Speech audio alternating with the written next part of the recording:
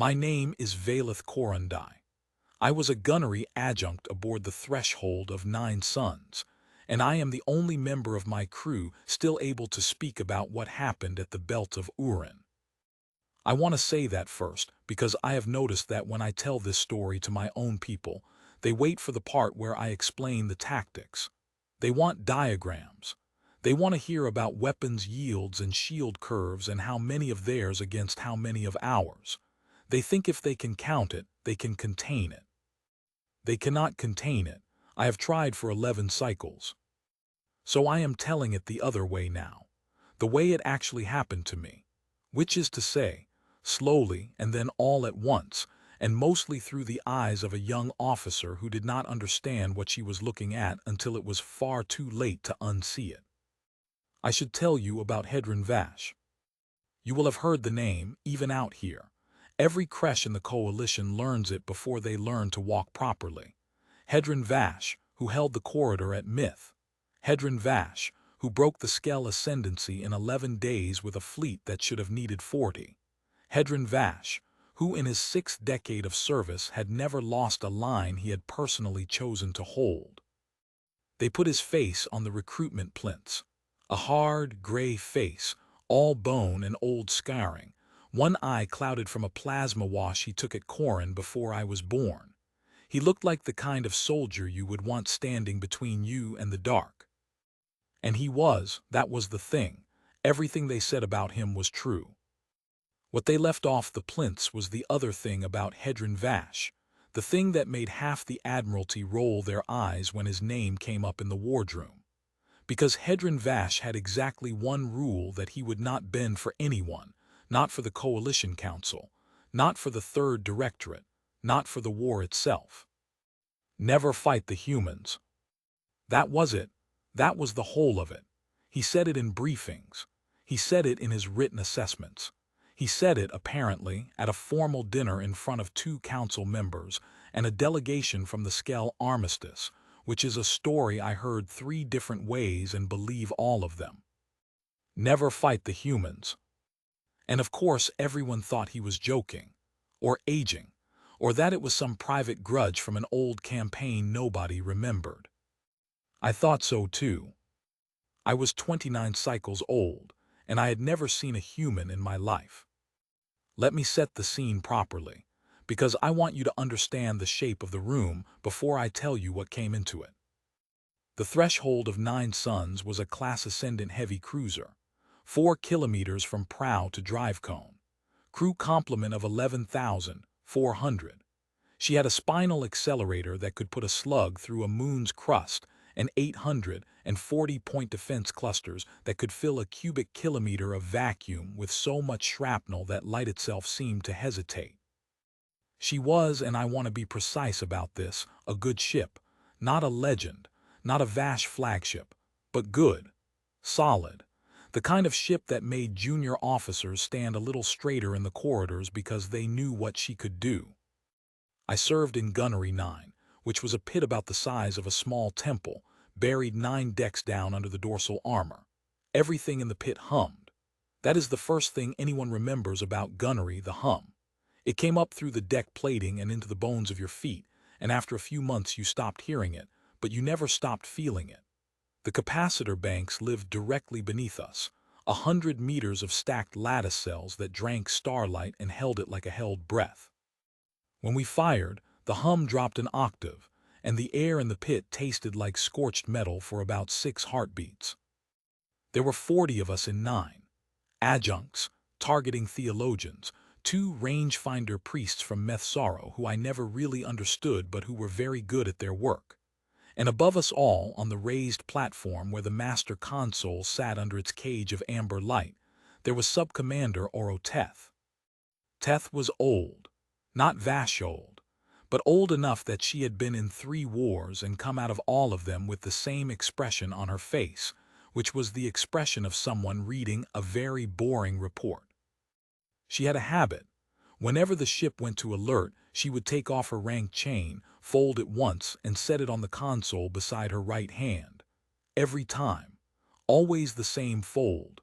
When I asked her about it once early, when I was still stupid enough to ask senior officers about their habits, she said, "So that if they board us, they'll have to take it off my body themselves." Then she went back to her report. I did not ask Subcommander Teth any more questions after that. The belt of Uhrran was nothing. That is the part I need you to hold on to, because everything that followed grew out of it. Uhrran was nothing.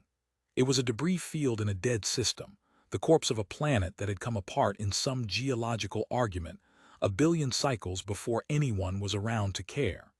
60,000 cubic kilometers of tumbling rock and iron and frozen volatiles, cold enough that the sensor techs used to joke that the vacuum out there had frostbite. There was no strategic value at Uhrran, no resources worth the extraction cost, no hyperlane junction, no population. There was just an outpost. A human outpost. 12 of them. 12 human beings on a rock the size of a small city, running some kind of long baseline observational array. Astronomers. That is what the intelligence packet said. Astronomers and one engineer and a cook. That is the whole of it. That is who was there. The order came down through the 3rd Directorate, which should have been the first warning, because the 3rd Directorate was where you went when you wanted a war and could not get one honestly. The politics I only understood later, and I will not pretend I understood them at the time. But here is the shape of it, as best I can reconstruct. The coalition was 30 cycles into a cold, mean, grinding stalemate with the Skell. Nobody was winning. Everybody was spending. And into that stalemate came the humans, a young species, newly out of their gravity, well, technologically unremarkable, strategically irrelevant, with a habit of showing up in places nobody expected them and being extremely friendly about it. Everyone had an opinion about the humans. Most of the opinions were condescending. They were small. That was the first thing everyone noticed in the survey data. Smaller than us considerably, weaker in the frame, thinner in the bone. Their reflexes were slow. Their sensory range was pathetic. They could not see into the infrared. They could not hear above a certain register. Their vestibular systems failed under acceleration that we found merely uncomfortable. Their ships were crude. Their weapons were, and I quote the assessment directly, of no consequence at fleet scale. And there was a faction in the Directorate. I know some of their names now, and I will not say them, because saying them gives them a dignity they do not deserve. There was a faction that looked at all of that and thought, here is a war we can win quickly. Not for territory. There was no territory worth having. For the demonstration. They wanted a clean, short, visible war against a species that could not hurt us, so that the Skell would look at it and reconsider their positions at the armistice table. That was the entire strategic logic. The humans were not an enemy. They were a message. And Uhrran was where they decided to write it. Hedron Vash refused the command. That is a matter of record. It is in the Directorate archives in his own hand, and I have read it, and I will tell you what it said because it is short. I will not take this fleet to Uhrran. I have read the human file, you have not. Send someone who has read less. They sent someone who had read less. His name was Fleet Prime Ashan Dal, and he was 41 cycles old, and he was very handsome, and he had never held a line in his life. He had held positions. He had held briefings. He had, I am told, an extraordinary singing voice. He was given 11 ships. The threshold of 9 suns was one of them. And before we left, this is the detail that never leaves me. This is the splinter under the skin. Before we left, Hedron Vash came aboard. I was on the flight deck when he came through. I had no business being on the flight deck. I had been sent up to collect a replacement targeting core from stores, and I had taken the long way because the long way went past the observation gallery, and I liked to look at the dry dock lights. That is all. That is the entire reason I was standing there. If I had taken the short way, I would have missed him, and I would have spent my whole life not knowing what his face looked like when he said it. He came down the ramp of a personal shuttle with 2 aides and no ceremony. He was smaller than the plinths made him look. Everyone is. He walked with a limp he did not try to hide, and his uniform was clean but old, the kind of old where the fabric has gone soft at the elbows. Fleet Prime Dahl met him at the bottom of the ramp, with all the deference of a man who is being publicly generous to someone he considers finished. I was maybe 30 meters away, standing at the rail with a targeting core in my arms like an idiot, and the flight deck acoustics at berth 4 are strange. The curve of the overhead bounces sound down and forward, and if you are standing in exactly the wrong place, you can hear conversations that were not meant for you. I was standing in exactly the wrong place. Vash said, "Turn them around." Dahl laughed. It was a light, pleasant, well-bred laugh. "Hedron, the order is signed." "Orders can be unsigned." "Not by me." "Then by someone. Turn them around, Ashen." And Dahl said, and I remember this exactly, I remember the cadence of it, Dahl said, "It's 12 astronomers on a rock." There was a pause. I want to describe the pause, because it was the longest pause I have ever heard in my life, and it happened in the middle of a working flight deck with cranes moving and drones singing, and 1,000 people doing their jobs, and somehow inside all of that noise there was this silence, and it belonged entirely to Hedron Vash. Then he said, "Yes, that's what I'm afraid of." Dahl laughed again, but it was thinner this time. Vash turned to go. And then, and I have thought about this more than I have thought about almost anything else in my life, he stopped. He stopped, and he turned back, and he did not raise his voice, and he said one more thing. He said, "Whatever they do, do not make it personal. If you take one of theirs, they will not stop. Not at the edge of the system, not at the edge of the war, not at the edge of anything. There is no enough in them. There is only finished." And then he limped back up the ramp of his shuttle and he left. And I stood at the rail with a targeting core in my arms and I thought, and I am ashamed of this. I am ashamed of it every single day of my life, I thought. The old man has lost his nerve. We made the transit in 19 days. I want to tell you what those 19 days were like, because if I skip them, you will not understand how ordinary it all was. How completely, stupidly ordinary. Gunnery 9 ran drills. We always ran drills. Sub-Commander Teth ran them like she was bored, which meant she ran them constantly and without warning, and with a cruelty that we complained about bitterly and were secretly proud of. We played cards. There was a card game called Hollow Suns that had been circulating through the fleet for about 6 cycles, and it was a stupid game. It was a genuinely stupid game with too many rules, and we played it every single off-shift. A targeting theologian named Bren Iskall owed me 400 credits by the second week, and had started paying me in ration desserts, which I did not want, but which I accepted, because Iskall had a way of looking wounded when you refused him anything. Iskall was 22 cycles old. His mother had been a shuttle mechanic on Seathra Deep. He had a bad tooth on the left side that he would not have looked at, and he laughed with his whole head thrown back, and he was going to be a poet after the war, he said, and everyone told him that was ridiculous and he did not care. I am telling you about Iskall now, at the ordinary part of the story, because I want you to have known him before the rest. Somewhere in the second week, the human file went out to all officers. I read it in my rack on a slate, with the hum of the capacitor banks coming up through the mattress. It was 40 pages. Most of it was biology. I remember thinking it was underwhelming. They were, as I said, small, roughly 2/3 our mass, bone density lower, musculature interesting. The file used that word, interesting, which in directorate writing is a word that means we have not thought about this properly. Their muscle attachment geometry gave them poor peak strength but extraordinary endurance. There was a paragraph about their thermal regulation that I skimmed, something about the skin, something about water. The tactical section was 4 pages, 4 pages out of 40. It said their fleet doctrine was immature. It said their fire discipline was inconsistent. It said their ships were built for range and speed rather than sustained engagement. And then, at the very bottom, in a subsection titled Behavioral Anomalies, there were 3 paragraphs that I read twice, and then forgot about for 19 days and have never forgotten since.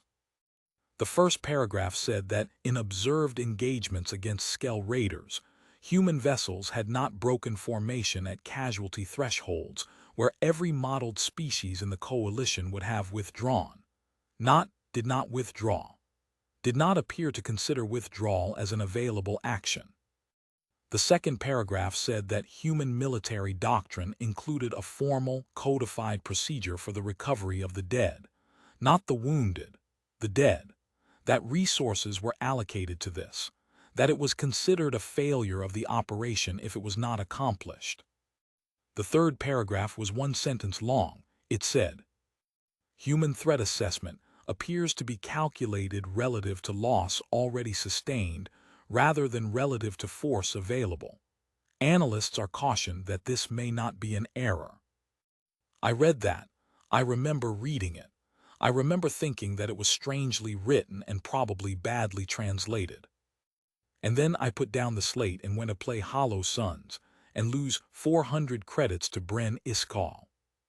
We came out of transit at the edge of Uhrran on the 16th day of the 9th month, ship standard, and the first thing anyone saw was the debris field.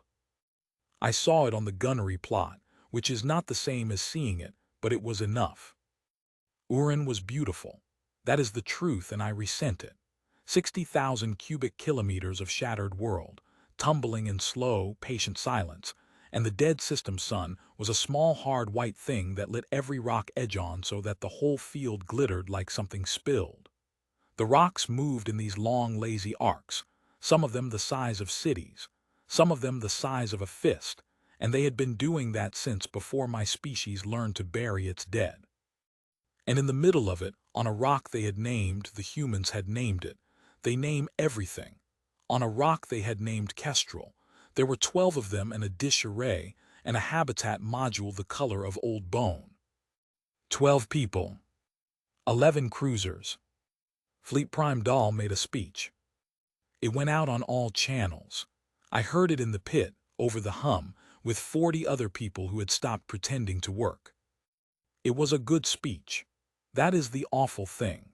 It was well constructed and it was delivered in that lovely voice, and it talked about the necessity of demonstration and the arithmetic of deterrence, and how the actions of today would save lives, save lives. He said that in the years to come. He said the outpost had been given the opportunity to withdraw and had not taken it. That was a lie. I know it was a lie because the transmission logs are public now, and there was no ultimatum. There was a notification, sent on a frequency band that the human array was not configured to monitor, 22 minutes before we entered weapons range. 22 minutes. The logs also show what the humans sent back once they figured out what was happening. It was not a threat. It was not a plea. It was, I am told, a standard civilian distress format repeated on loop, and appended to it in plain text in one of their languages were the names. All 12 names, first names and family names. They sent their names. Nobody in the fleet understood why. I have heard analysts argue about it for cycles. Was it a legal formality, a cultural rite, some kind of coded signal? I know what it was. It was an address. They were not telling us who they were. They were telling someone else who to come for. Subcommander Teth took off her rank chain and folded it once and set it beside her right hand. I remember looking up at her platform through the amber cage light and seeing her do it, and feeling a strange, small, cold thing turn over in my stomach. Because there was nothing to fight. That was the thing. There was nothing to fight. 12 astronomers with a dish, 11 cruisers.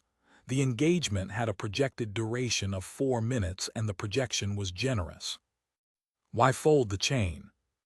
I asked her. I broke my own rule and I asked her. I said, Subcommander, there's no boarding threat. And Teth did not look up from her console. she said. There isn't. Then, habit, she said. And then, after a moment, still not looking up, she said the other thing, the thing that I did not understand for another 11 days. She said, adjunct, in my second war I served under Vash. Do you know what he used to say about victories? No, subcommander. He used to say that a victory is a debt you take out against the future, and that the interest rate is set by the enemy. She folded her hands. Man never lost a line, she said. Not once, and he's afraid of a rock full of astronomers. She finally looked at me and her face was doing the boring report thing, but her eyes were not. Think about that carefully, Korrun-Dai, and then go do your job. We fired at 4:16. The spinal accelerator went first, from the cadence of iron, which was Dahl's flagship, and it did not need to. That is what I keep coming back to. It did not need to. A single point defense cluster from any ship in the fleet could have accomplished the objective. A warning shot could have accomplished the objective. Those people had no weapons, no shields, no ship, no way off that rock but a supply shuttle that was 3 weeks out. Dahl used the spinal accelerator. I think, and this is only my thinking, and I have no evidence, I think he wanted a recording. I think he wanted the Skell to see a spinal accelerator, because a spinal accelerator is a picture, and a picture is a message, and he had been sent to send a message. The slug crossed 40,000 kilometers in a little under 2 seconds. Kestrel came apart. Did not explode. Rocks do not explode. It shattered, and it shattered slowly in that way that big things do in vacuum, coming apart along its old fault lines and drifting into pieces that separated with a kind of dreadful patience. The habitat module went in the first instant. The dish array lasted longer. It hung there for almost 9 seconds, ripped free of its mounting, turning over and over, still pointed at the sky, still pointed out at whatever it had been listening to. I watched it on the plot. And in the pit, somebody cheered. I want to be careful here, because this is where people always want me to say that we were monsters, that we howled, that we celebrated the deaths of 12 unarmed people. We did not. One person cheered. One young rangefinder off in the corner, who cheered the way you cheer at a drill you have finally got right, because that is what it looked like. It looked like a drill on a plot with numbers, and the numbers went to 0. And the whole of Gunnery 9 turned and looked at him. Nobody said anything. Nobody had to. He stopped. He sat down. He put his hands in his lap, and he did not look up for the rest of the shift. Because we all felt it. All 40 of us at the same moment felt the same thing, and it was not guilt exactly. It was not that clean. It was smallness. We had brought 11 cruisers and 40,000 tons of ordnance, and we had shot 12 astronomers off a rock, and it had taken 4 minutes, and now we were standing in a very large room in a very large ship, feeling very, very small. Bren Iskall, sitting next to me, said quietly, "That's it." I said, "That's it."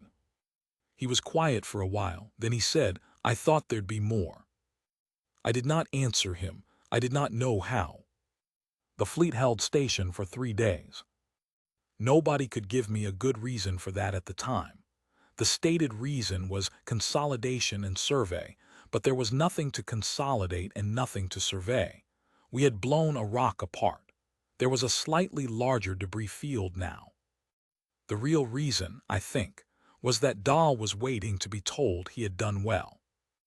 And the transmission took 6 days to reach the directorate and 6 days to come back. So we sat there. 12 days. 11 warships in a dead system, holding station over a grave, waiting for a compliment. On the 4th day, the debris survey drones started bringing things back. This is the part where I have to slow down. Because this is where it changed, not the shooting. The shooting was nothing. The shooting was 4 minutes and a cheer and a silence. This is where it changed. The drones were sweeping for salvageable tech, because that was the standing order and nobody had thought to rescind it. And what they were bringing back was not tech. They were bringing back things.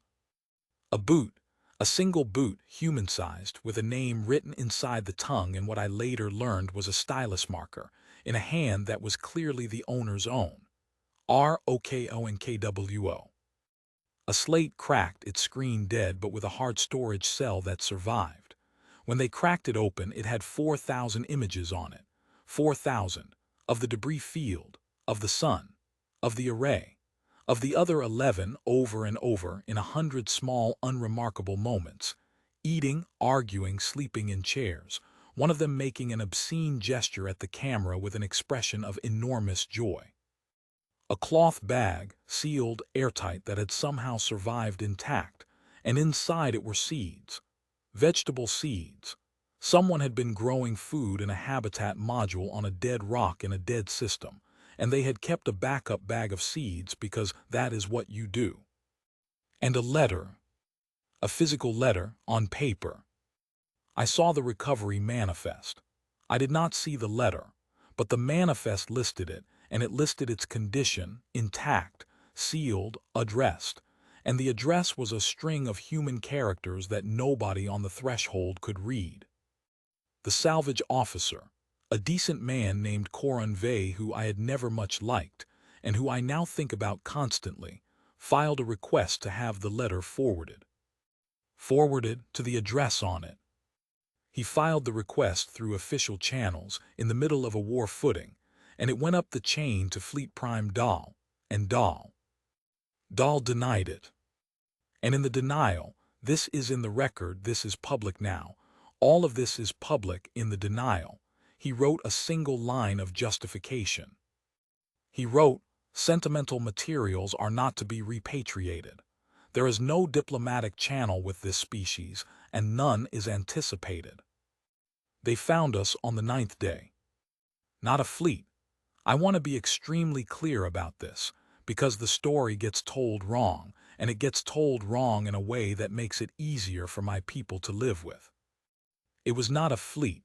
It was not a counterattack. It was not a reprisal force scrambled from some human core world. It was one ship. One ship, and it was not even a warship, not really. Our classification systems logged it as a survey tender, 60 meters, civilian frame, 2 crew, maybe 3.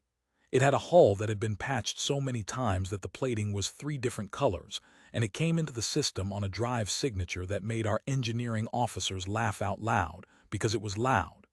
It was a filthy, inefficient, screaming old drive that announced itself across half the system. It did not sneak in. It came in shouting. And it did not approach the fleet. It did not hail us. It did not attempt to flee. It went to the debris field. It went to the place where Kestrel had been, and it stopped, and it began to move slowly through the wreckage in a search pattern, and it began to sweep the field with a recovery beam. For 6 hours. Subcommander Teth had the plot up on the main display in Gunnery 9, and she watched it for 6 hours and she said nothing. I stood beside her. I do not know why she let me. I stood beside her and I watched a 60-meter civilian tender crawl through the wreckage of a rock it had no reason to care about, in a system with 11 enemy cruisers holding station 4,000 kilometers away, and it did not once, turn to look at us. Iskal said from behind me, "Are they ignoring us?" And Teth said, without turning around, "No, they know exactly where we are." "Then what are they doing?" And Teth said, "They're doing the important part first." The order to destroy the tender came at 1900. I do not know if Dahl hesitated. I hope he did. I have no evidence that he did.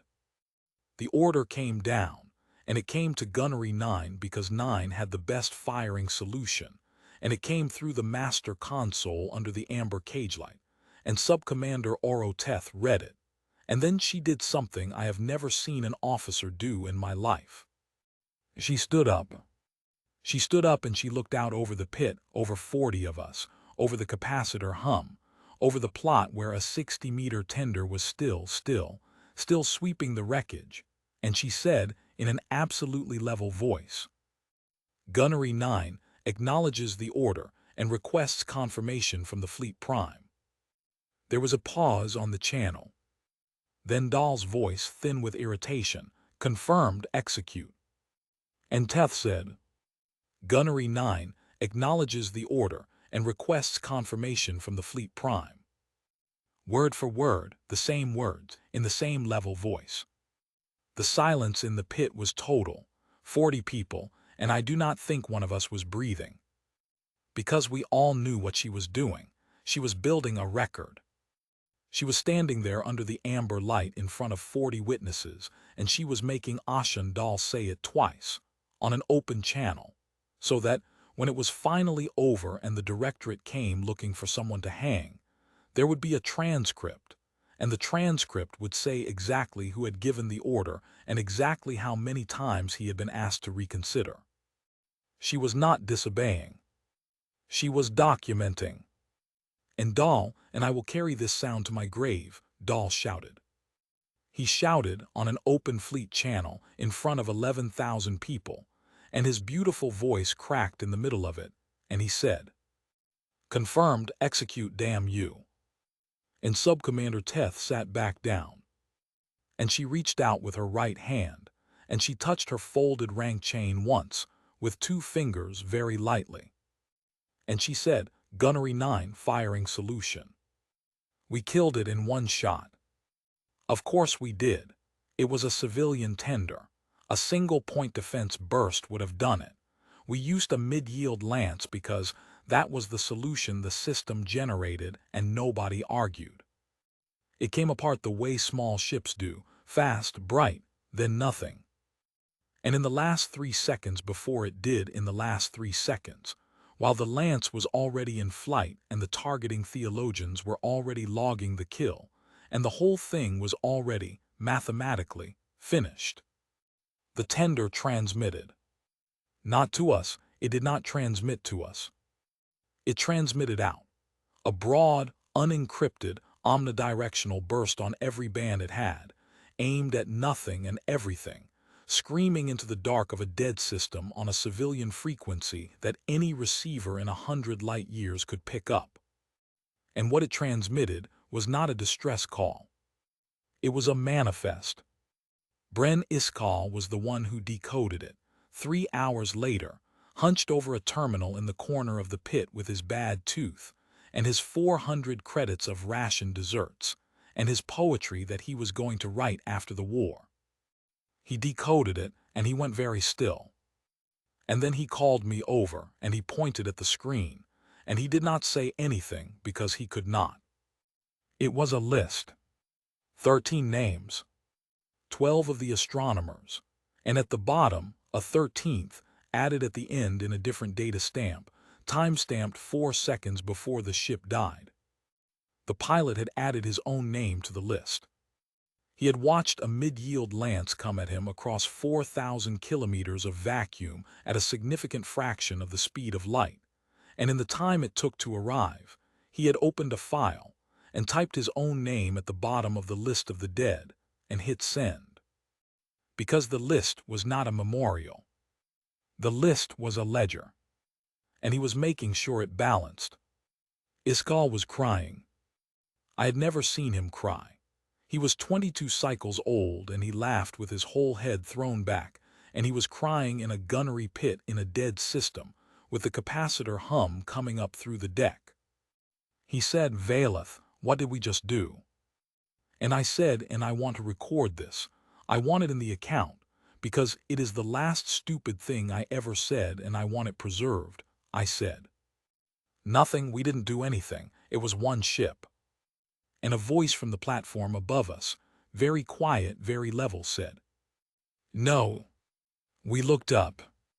Subcommander Oro Teth was standing at the rail of her platform, with the amber light coming down through the cage and throwing bars of shadow across her old face, and she was looking at the plot, at the empty place where a 60-meter patched-together civilian tender had been 11 minutes ago. And she said, It was 1 message. She turned around. She looked down at 40 young officers in a room that suddenly felt very cold. They came for their dead, she said, unarmed, alone, into a system with 11 cruisers in it because that is the important part first. She let that sit, and we shot them for it. She picked up her rank chain. She did not put it on. Gunnery 9, she said. Full readiness, rotating watch, capacitors hot. One of the rangefinder priests said, Sub-commander against what? And Teth said, against whatever answers. Nothing answered for 2 days. 2 days, and in those 2 days, I want you to understand, the fleet relaxed.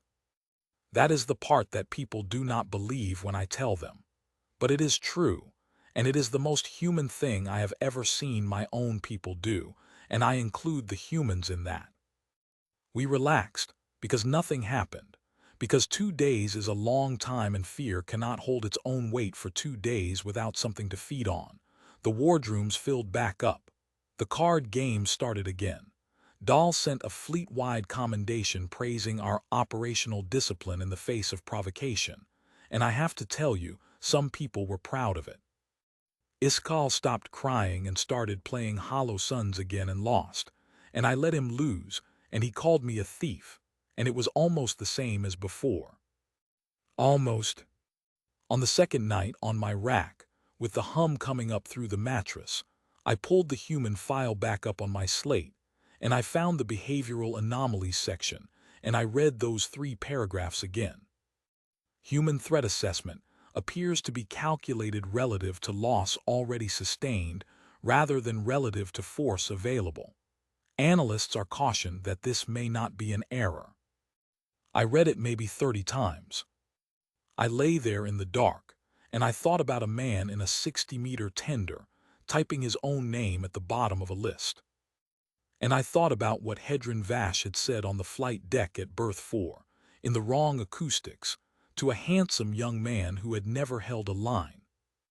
There is no enough in them, there is only finished.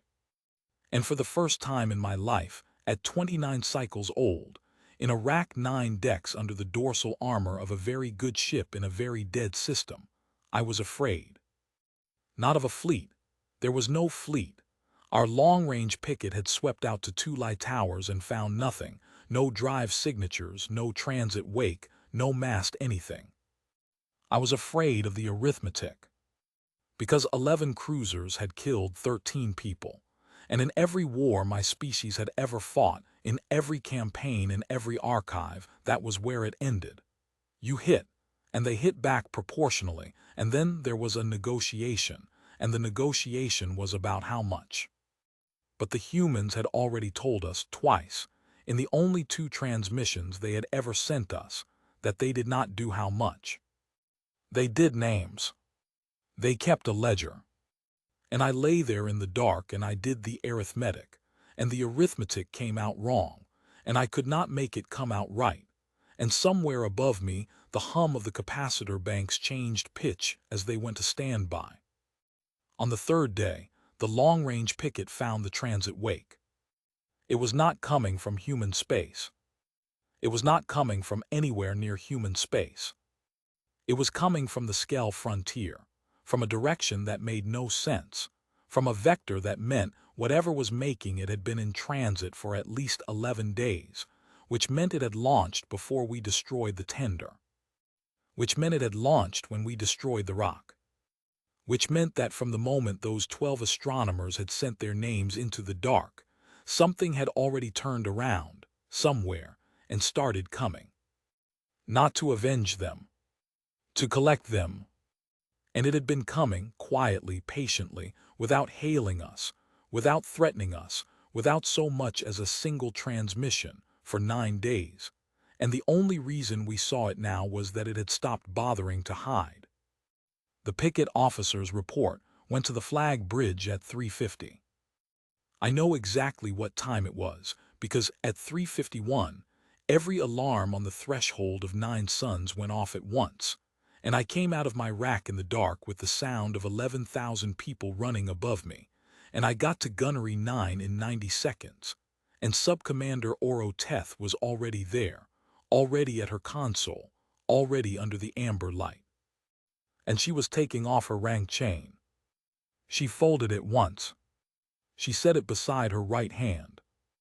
And she looked down at us, at 40 young officers, at a boy named Bryn Iskall who was going to be a poet after the war, and she said, "Well," and that was all she said.